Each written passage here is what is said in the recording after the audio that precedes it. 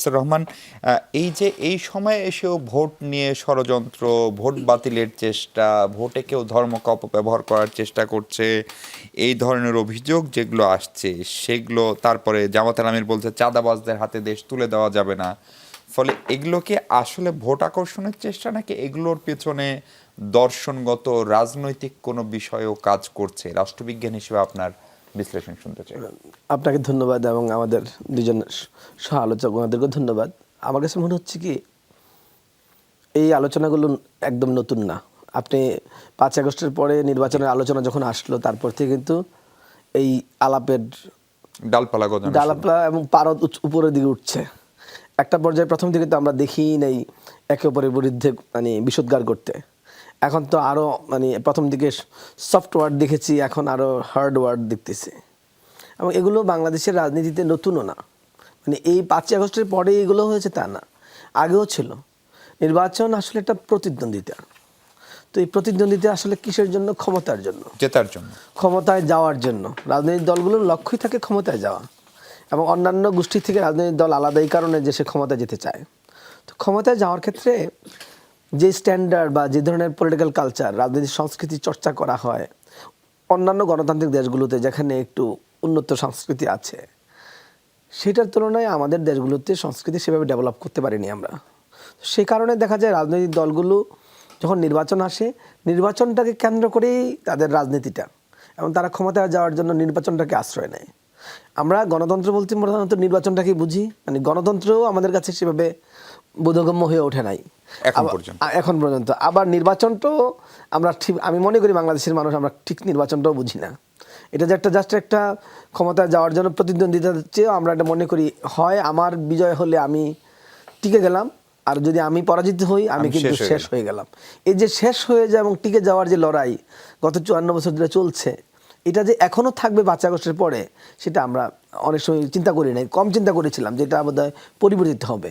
আমি আপনার একটা অনেস্ট অপিনিয়ন জানতে চাই। ধরেন এই নির্বাচনের 2 সপ্তাহ আগে বিএনপি বলি কিংবা জামাত বলি, তারা কি কেউ খুব সুস্পষ্টভাবে ভোটারদেরকে, নাগরিকদেরকে এরকম কোনো বার্তা দিতে পেরেছে যে বিএনপি এটা করবে বা বিএনপির এটা হচ্ছে মূল ভিশন? বিএনপি 31 দফার কথা বলে, ধরুন অনেক মানুষ 31 দফা পুরোটা পড়ে নাই। জামাত কি খুব সুনির্দিষ্টভাবে বলছে যে এটা করবে, অথবা এনসিপি কি বলতে পেরেছে, নাকি এটা তাদের এক ধরনের রাজনৈতিক অদূরদর্শিতা? কিংবা আমি এই আলাপ আসার আগে একটা মিনিট ওটা শেষ করে নেই, সেটা হলো যে এই যে আপনারা বলছেন যে রাজনৈতিক দলগুলোর মধ্যে কিছুটা অসুস্থ প্রতিদ্বন্দ্বিতা, এটা মূলত কিন্তু রাজনৈতিক দলগুলোর দোষ না, এটা নিয়ন্ত্রণ করার দায় কিন্তু নির্বাচন কমিশনের।